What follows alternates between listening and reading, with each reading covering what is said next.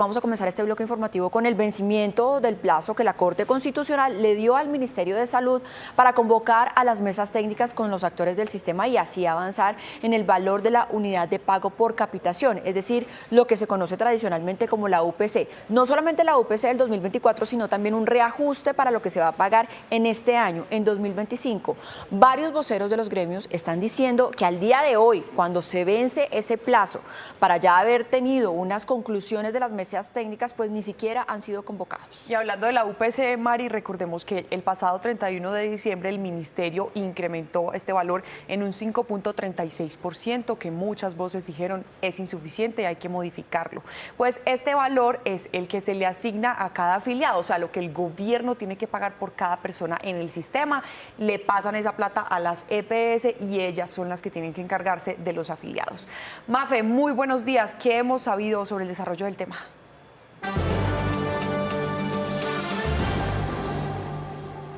Marisa, televidentes, buenos días. Pues mire, para hablar de este tema hay que iniciar explicando una serie de hechos que han ocurrido debido a las recientes decisiones de la Corte Constitucional. Y es que el pasado 21 de enero inicia este tema porque abrió un incidente de desacato contra el ministro de Salud.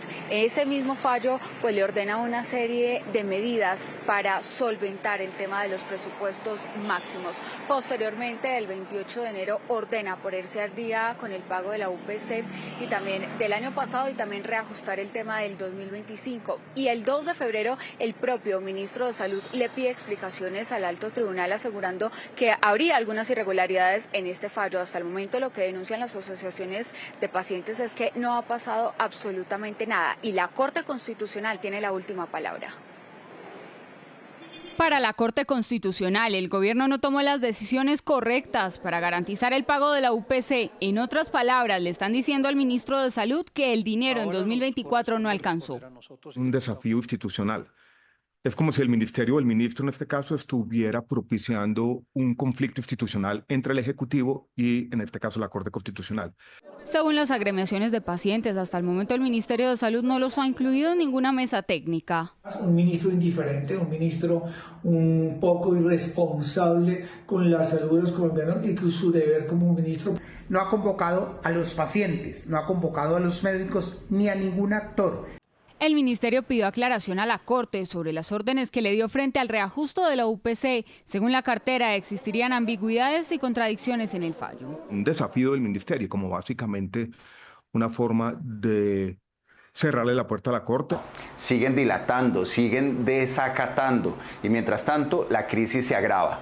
Mientras tanto, los pacientes imploran atención porque cada día de retraso cobra vidas. Mafe, y explíquenos por favor esto. Si se termina el día y el Ministerio de Salud no cumple la orden de la Corte, ¿qué consecuencias puede tener sobre todo el jefe de la cartera, el ministro de Salud? Isa, mira, en medio de este crítico panorama, pues hay que analizar, y es en dado caso de que él hoy inicie ese cumplimiento o convoque algún tipo de reunión o mesas, lo que la Corte Constitucional haría es un seguimiento en los días posteriores. Efectivamente, también tendría que analizar si sí se cumple esas órdenes que le ha dado, que le ha proferido el alto tribunal en cabeza del magistrado José Fernando Reyes. Y el otro panorama es en caso de no cumplirse, que se termine el día de hoy y efectivamente sigamos como hasta ahora se denuncia, y es que podría haber un fallo que ya se estaría cocinando, construyendo en la Corte Constitucional, y existen varios caminos. El primero de ellos sería una sanción monetaria y la otra sería incluso una orden de arresto. Se podrían ver acarreados a cualquiera de los siguientes escenarios. En primer lugar, que le hagan un seguimiento a la ejecución y en virtud de no encontrar acciones concretas vengan sanciones desde lo disciplinario, compulsa de copias, desde lo económico, entre otros. Pero en el mayor o peor de los casos, inclusive se podrían ver abocados a una conducta contemplada en el Código Penal denominada fraude a resolución administrativa o judicial. Esto cae para el ministro de Salud, Isa, que hoy en día es el presidente encargado, el ministro delegatario. Vamos a ver realmente cuáles son las decisiones que va a tomar la Corte Constitucional frente a Guillermo Alfonso Jaramillo. Miren, mientras tanto, varias organizaciones de pacientes, como la Federación Colombiana de Enfermedades Raras y Pacientes Colombia, están haciendo un llamado pues, para que el Ministerio de Salud cumpla sin más excusas las órdenes de la Corte Constitucional. Es una orden de una rama del poder público y esto, por supuesto, es para garantizar la sostenibilidad del sistema de salud y el acceso a los medicamentos. De eso depende la vida de muchos pacientes. Insistieron estas organizaciones, estos pacientes, en que el ministro hizo caso omiso a la obligación de convocar las mesas de trabajo.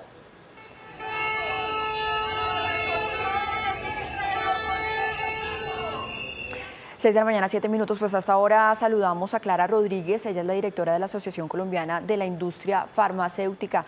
Doctora Rodríguez, muchísimas gracias por estar con nosotros aquí en Noticias RCN. Los pacientes están diciendo que no los convocaron, hay varios gremios que están diciendo que no los convocaron. A ustedes, que hacen parte de esta cadena de suministros tan importante para el sistema de salud, ¿los convocaron, los han llamado del Ministerio de Salud, de la Superintendencia, del Gobierno Nacional?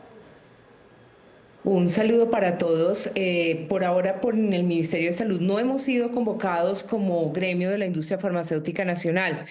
Hemos sostenido algunas conversaciones con la Superintendencia Nacional de Salud en el marco de la evaluación de la oferta de medicamentos desde el punto de vista de la producción local. En esa tarea nos hemos estado dedicando todos los laboratorios a mostrar que el abastecimiento de medicamentos en Colombia no obedece a condiciones de orden logístico, sino a situaciones derivadas de la problemática del flujo de los pagos a los laboratorios nacionales. Doctora Rodríguez, ¿cuáles son estas trabas entonces con las que se encuentran los pacientes para que les entreguen sus medicamentos? Esto desde que se producen hasta que lleguen a ellos, porque es que en Colombia se producen, porque no hay para ellos. Sí, la industria nacional produce el 80% de los medicamentos que consumen los pacientes en el sistema de salud. Lamentablemente, desde el año pasado hemos encontrado que el flujo de medicamentos y la entrega en los puntos de dispensación de las EPS no ha sido constante. Esto se debe a que a través de la cadena ha habido una interrupción parcial de algunos gestores farmacéuticos que son quienes compran los medicamentos a los laboratorios y a su vez entregan en los puntos de dispensación para las EPS. ¿Esto qué ha hecho? Ha hecho que los pacientes hayan tenido que tomar la decisión en muchas ocasiones de salir a comprar el medicamento en la farmacia, lo cual aumenta su gasto de bolsillo y es una situación que no se debe presentar dentro del sistema de salud. Doctora Clara Rodríguez, usted acaba de decir que esto no es un problema de la cadena logística en la entrega de medicamentos, sino de la deuda que tienen con las farmacéuticas y los que producen los medicamentos. ¿A cuánto asciende esa deuda?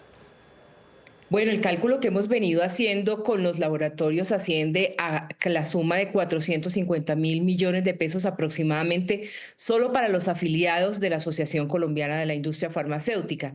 Cifra que preocupa enormemente teniendo en cuenta que uno de estos gestores es uno de los más grandes del país, se encuentra hoy en un proceso de reorganización, lo cual hace que no esté obligado en este momento a hacer el pago de esas acreencias que tiene de los valores que no pagó en los meses anteriores.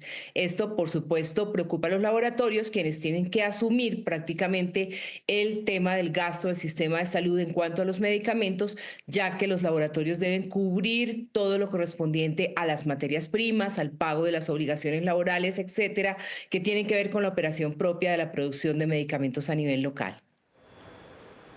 De la Asociación Colombiana de Industria Farmacéutica, la doctora Clara Rodríguez, gracias por acompañarnos aquí estos minutos con Noticias RCN y explicarnos este tema, que a veces se vuelve complejo.